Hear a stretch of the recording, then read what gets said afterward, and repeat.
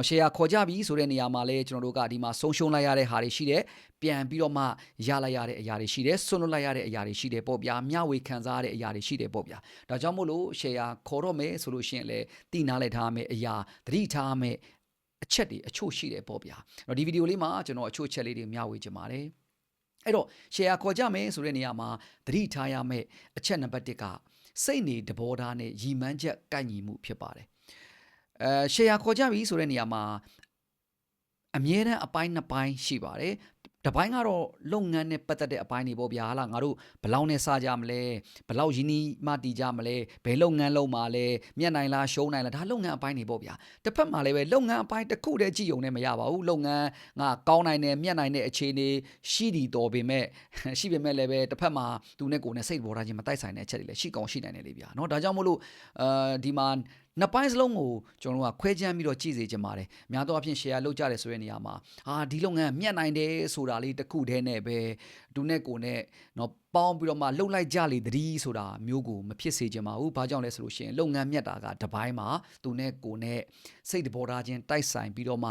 ပျော်ပျော်ရွှင်ရွှင်နဲ့ဒီလုပ်ငန်းကိုလုပ်ကင်သွားနိုင်တယ်ဆိုတာကတော့တခြားဖြစ်ပါတယ်ဒါကြောင့်မို့လို့ကျွန်တော်တို့ကနှစ်ပိုင်းစလုံးကိုခွဲခြမ်းပြီးကြည့်တယ်ဆိုတဲ့နေရာမှာသတိထားရမယ့်အချက်နံပါတ်1ကလုပ်ငန်းပိုင်းကိုပဲမကြည့်စေချင်ပါဘူးဘာလို့လဲသတိထားစေချင်လဲဆိုလို့ရှိရင်ဒီကိုနဲ့ပေါင်းပြီးတော့မှအတူတကွလောက်ကင်မဲ့လူရဲ့စိတ်နေစိတ်ထားနဲ့ရည်မှန်းချက်ကိုက်ညီမှုကိုလည်းထည့်သွင်းပြီးတော့မှစဉ်းစားစေချင်ပါတယ်သူတန်ဖိုးထားတဲ့အချက်ကဘာလဲเนาะလုပ်ငန်းနဲ့ပတ်သက်ပြီးတော့မှသူ့ရဲ့ပန်းတိုင်เนาะသူ့ရဲ့ပန်းတိုင်နဲ့ကိုယ့်ရဲ့ပန်းတိုင်နဲ့သူသွားခြင်းတဲ့ပုံစံနဲ့ကိုသွားခြင်းတဲ့ပုံစံသူလှုပ်ခြင်းတဲ့ပုံစံနဲ့ကိုလှုပ်ခြင်းတဲ့ပုံစံသူရဲ့လားကိုက်ညီရဲ့လားပေါ့ဗျာနောက်တစ်ခုအနေနဲ့ကလည်းလာသူကသူ့ရဲ့ရည်ရွယ်ချက်ရည်မှန်းချက်ကကိုယ့်ရဲ့ရည်မှန်းချက်ကတော့ဒီလုပ်ငန်းကိုရေရှည်မှာကြီးထွားလာအောင်လုပ်ချင်တာသူရဲ့ရည်မှန်းချက်ကတော့သူထည့်ထားတဲ့ငွေကိုเนาะလင်းလင်းမြန်ဆန်ဆန်ပြန်လဲရယူလူမှုနဲ့လာမြတ်တယ်ဆိုလို့ရှိရင်ပဲမြန်ရသလောက်ထုတ်မြန်ရသလောက်ထုတ်ကိုကတော့မထုတ်စေချင်ဘူးဒီလုပ်ငန်းကိုကြီးထွားစေချင်တယ်သူကတော့เนาะမြန်ရသလောက်ထုတ်စေချင်တယ်ဆိုတော့ရည်ရွယ်ချက်ရည်မှန်းချက်တန်ဖိုးထားမှုချင်းမကိုက်ညီတဲ့အခါမျိုးလည်းဖြစ်တတ်တယ်ပေါ့ဗျာဒါကြောင့်မို့လို့เนาะဆက်တူရှယ်ယာလောက်ကြတော့မယ်ဆိုလို့ရှိရင်အမြဲတမ်းစဉ်းစားစေချင်တာတခုကအပိုင်းနှစ်ပိုင်းစလုံးကိုထည့်သွင်းစဉ်းစားစေချင်ပါတယ်เนาะစီးပွားရေးလုပ်ငန်းအပိုင်းနဲ့စိတ်နေတဘောထားအပိုင်းဆိုပြီးတော့မှနှစ်ပိုင်းလုံးထည့်သွင်းပြီးတော့မှစဉ်းစားစေချင်ပါတယ်ဒါနံပါတ်1ပါနောက်တဲ့နံပါတ်1က share ခွဲဝေမှုနဲ့တာဝန်ပါเนาะသတိထားရမယ့်အချက်နံပါတ်1ပါ share ခွဲဝေမှုနဲ့တာဝန်ဆိုတာကဒီမှာအထူးသဖြင့်ကျွန်တော်တို့တယောက်ကငွေစိုက်တယ်เนาะတယောက်ကလှုပ်အားစိုက်တယ်ဆိုတဲ့နေရာမှာဒီနှစ်ဦးနှစ်ယောက်ရဲ့လုပ်ငန်းနဲ့ပတ်သက်တဲ့ share ပိုင်ဆိုင်မှုကိုတိတိကျကျခွဲဝေစေချင်ပါတယ်เนาะနင်လဲလှုပ်ငါလဲလှုပ်ဆိုပြီးမှလှုပ်တယ်လို့မလှုပ်တယ်လို့နဲ့ဒီမှာလှုပ်အားကိုလည်းမကြည့်เนาะငွေတယောက်တစ်ဝက်စိုက်ကြပြီးတော့မှ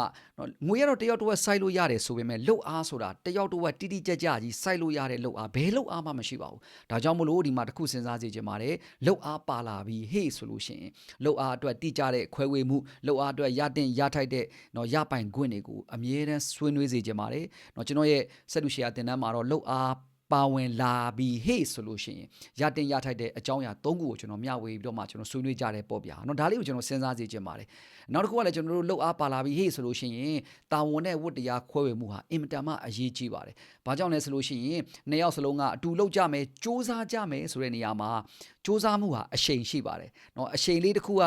လုပ်ငန်းအစမှာတော့နှစ်ဦးနှစ်ယောက်စလုံးကအာတုံခွန်ဆိုင်စ조사ကြိုးပမ်းကြတယ်ဆိုပေမဲ့ဒီမှာကြာလာဒီနေ့အမျှအရှိန်တစ်ခုဟာကြာလာတတ်တယ်ပေါ့ဗျာဒါကြောင့်မို့လို့ကျွန်တော်တို့ကဒီမှာနှစ်ဦးစ조사ကြမယ်လို့ပြောတယ်ဆိုတဲ့နေရာမှာဟိုစ조사ကြမယ်တခုတည်းနဲ့မပြီးဘဲနဲ့တာဝန်နဲ့ဝတ္တရားခွဲဝေမှုတွေကိုပါတိတိကျကျရှိစေချင်ပါတယ်သူကဘယ်တာဝန်ယူမှာလဲကိုကဘယ်တာဝန်ယူမှာလဲအစရှိတဲ့ဖြစ်ပေါ့ဗျာနောက်တစ်ခုကလည်းကျွန်တော်ဆုံးဖြတ်ပိုင်ခွင့်ဖြစ်ပါတယ်လှုပ်အားတွေပါလာပြီးဟေ့ဆိုလို့ရှိရင်ကျွန်တော်တို့ဒီမှာဆုံးဖြတ်ပိုင်ခွင့်တွေကဝေဝါးတတ်ပါတယ်နော်သူလဲပိုင်ရှင်ကိုလဲပိုင်ရှင်တယောက်တစ်ဝက်လို့ဆိုတဲ့အနေအထားမျိုးမှာဆုံးဖြတ်ပိုင်ခွင့်ဟာပို့ပြီးတော့မှဝေဝါးတက်လေးရှိပါတယ်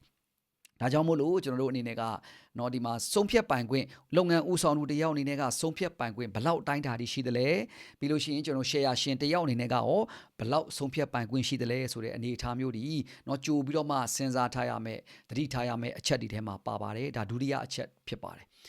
တတိယသတိထားရမယ်အချက်ကနော်အရေးကြီးပါတယ်စာချုပ်စာတမ်းကိစ္စဖြစ်ပါတယ် share လုပ်ငန်းတွေအနေနဲ့ကshare လုပ်ငန်းလို့ပြောပြီးတော့မှစာချုပ်စာတမ်းမရှိလို့ရှိရင်အသက်မဝင်ပါဘူး ဘာနဲ့တူလဲဆိုလို့ရှိရင်အိမ်ချမ်းမြေအယောင်းဝယ်နေတူပါတယ်အိမ်ချမ်းမြေငါဒီမြေတစ်ခွက်ကိုဝယ်လိုက်တယ်လို့ပြောပြီးတော့မှပြဘာစာချုပ်ရှိတယ်လို့ပြဘာမှမရှိဘူးဆိုလို့ရှိရင်အဲ့ဒီမြေကိုကိုမပိုင်ပါဘူး။ငွေတာပေးလိုက်ရတာပါကိုမပိုင်ပါဘူး။ဒါကြောင့်မို့လို့ကျွန်တော်တို့ share လုပ်ငန်းဆိုတာက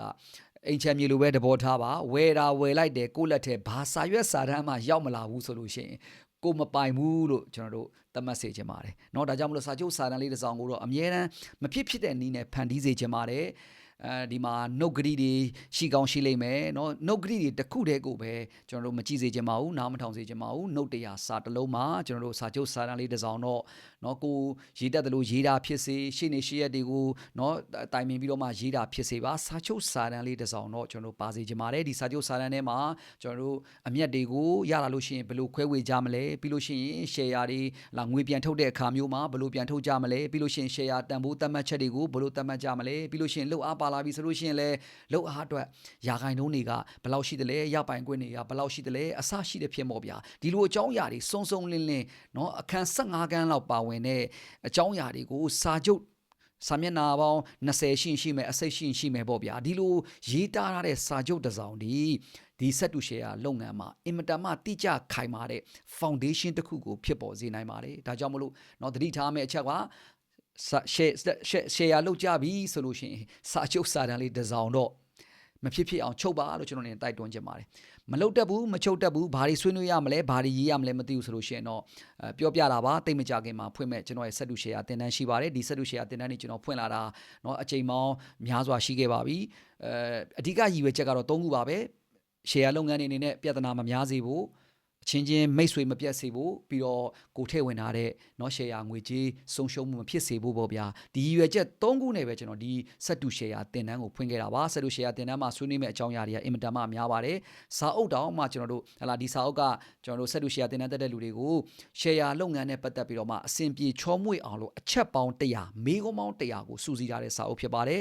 တင်တန်းတက်တယ်ဆိုလို့ရှိရင်ဒီစာအုပ်လေးကိုလည်းကျွန်တော်ကဟလာစောစီအပ်တယ်ဆိုလို့ရှိရင် physical စာအုပ်เนาะစာအုပ်စက်ကူစာအုပ်ကိုကျွန်တော်တို့ပို့ပေးအိမ်နိုင်ရောက်ပို့ပေးပြီးတော့မှအကယ်၍မရဘူးဆိုလို့ရှိရင်လည်းနောက်ပိုင်းနေမှာကျွန်တော်တို့ PDF စာအုပ်လေးကိုကျွန်တော်အနေနဲ့တင်တန်းထဲမှာချပြပေးပါတယ်နောက်တစ်ခုကတော့ share နမူနာစာချုပ်ပါကိုအနေနဲ့ဒီတင်တန်းတက်ပြီးပြီဆိုတာနဲ့တင်တန်းကလည်းကြာမဟုတ်ပါဘူး3ရက်ပါပဲเนาะအလုပ်ချိန်လွတ်ပါတယ်ကျွန်တော်တို့ည9နာရီကနေစမယ်9နာရီကနေ10နာရီ10ခွဲလောက်ပေါ့ဗျာเนาะပြီးတော့ပေါ့ဗျာမိကုန်းနေရှိသေးတယ်ဆိုလို့ရှိရင်လည်းဆက်သွားမှာပေါ့เนาะအဲ့တော့အဓိကတော့ဗာလဲဆိုလို့ရှိရင်ကျွန်တော်ဆွေးနွေးကြမယ်လေ့လာကြမယ်ပေါ့ဗျာ share လုပ်ငန်းတစ်ခုအတွက်အမှားကင်းနိုင်တယ်များကင်းအောင်နဲနိုင်တမျှနဲအောင်ကျွန်တော်တို့ကစူးစမ်းကြတယ်ပေါ့ဗျာ3ရက်ပြီးပြီဆိုတာနဲ့ပြန်တဲ့ကျွန်တော်တို့ကိုယ့်ရဲ့စက်တူလုပ်ငန်းမှာ share လုပ်ငန်းမှာ share စာချုပ်တစ်စောင်ချုပ်နိုင်သွားတဲ့အပြင်ကို share လုပ်ငန်းနဲ့ပတ်သက်ပြီးတော့မှထဲဝင်စုံလင်းသတိထားတဲ့အချက်တွေပြောဆိုဆွေးနွေးရမယ့်အချက်တွေကိုကျွန်တော်တို့သိနာလဲသွားမယ်ပေါ့ဗျာเนาะ share ထဲတင်မထဲတင်ကအစဆုံးဖြတ်ချက်တစ်ခုကခိုင်မာသွားနိုင်တဲ့အနေအထားမျိုးဖြစ်ပါတယ်အထူးသဖြင့်ကျွန်တော်တို့တာဝန်ခွဲမှုအကြောင်းအရာတွေလည်းပါတာပေါ့ဗျာသူနဲ့ကိုယ်နဲ့ပေါင်းလို့ကြတဲ့ဆွဲအနေအထားမျိုးမှာသူတာဝန်ကိုတာဝန်အစရှိတဲ့ဖြစ်ပေါ့ဗျာတေချာတစ်ခုကဒီဆက်တူ share တင်တန်းဒီ share လုပ်ငန်းတွေအတွက်အစုံလင်ဆုံးထည့်ဝင်ထားတဲ့ပေါင်းဆက်ထားတဲ့တင်တန်းတစ်ခုဖြစ်ပါတယ်ဒီတင်တန်း3ရက်တာလေးအချိန်ပေးလိုက်တာ ਨੇ ကျွန်တော်တို့ share လုပ်ငန်းတစ်ခုအနေနဲ့ကိုက share ရှင်တူတယောက်ဖြစ်နေနေအများဒီ share လုပ်ငန်းနဲ့ပတ်သက်လာလို့ရှိရင်ဘာတွေပြောဆိုဆွေးနွေးရမလဲဘယ်လိုအကြောင်းအရာတွေကငါတို့ကိုပြဿနာဖြစ်စေတာလဲလက်ရှိဖြစ်နေတဲ့ပြဿနာတွေကိုဘယ်လိုဖြေရှင်းရမလဲဆိုတာကိုကောင်းကြီးနားလေသဘောပေါက်သွားလိမ့်မယ်လို့ကျွန်တော်ယုံကြည်ယူဆပါတယ်เนาะအဲ့တော့ကိုအနေနဲ့စိတ်ပါဝင်စားတယ်ဆိုလို့ရှိရင်တတ်နိုင်ပါတယ်